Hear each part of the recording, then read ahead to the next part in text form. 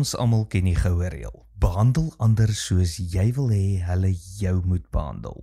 Welkom by die Sepcast, die tuiste vir die nommer 1 netwerk vir jou lewe.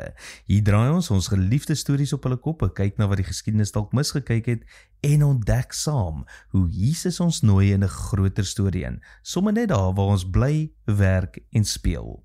Dis goed, maar Jesus gaan verder. Hy gee nie net die goue reël nie, hy gee die platinum reël. Behandel ander soos Jesus jou behandel het. Dink 'n bietjie mooi hieroor. Die goue reël is wederzijds. Ek doen goed, jy doen goed terug.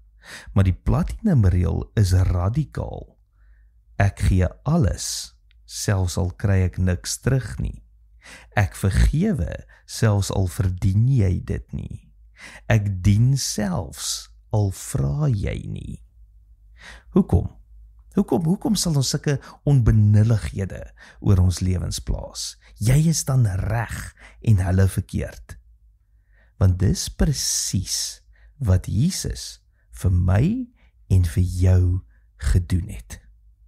Paulus se briewe is vol hiervan. Wees vriendelik. Vergewe mekaar soos God julle in Christus vergewe het. Onderwerp julle aan mekaar uit eerbied vir Christus.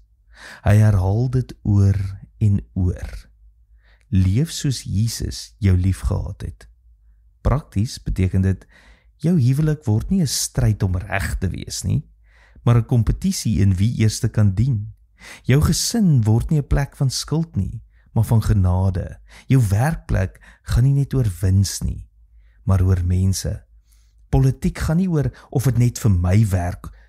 Dit gaan oor vir wie werk dit die beste almal saam.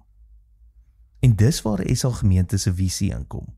Ons wil die nommer 1 netwerk vir jou lewe wees en ons wil hê jy moet die nommer 1 netwerk vir ander se lewens wees. 'n Netwerk waar ons mekaar herinner dat ons standaard nie bloot goed genoeg is nie, maar Jesus se liefde is ons standaard. My uitdaging aan jou, kies een persoon wat dit vir jou moeilik maak om liefde te wys. Dalk is dit iemand by die werk, dalk 'n familielid, en vra, hoe het Jesus my behandel? Doen dit vir hulle. Dit is die platinum reël. Maar dis moeilik.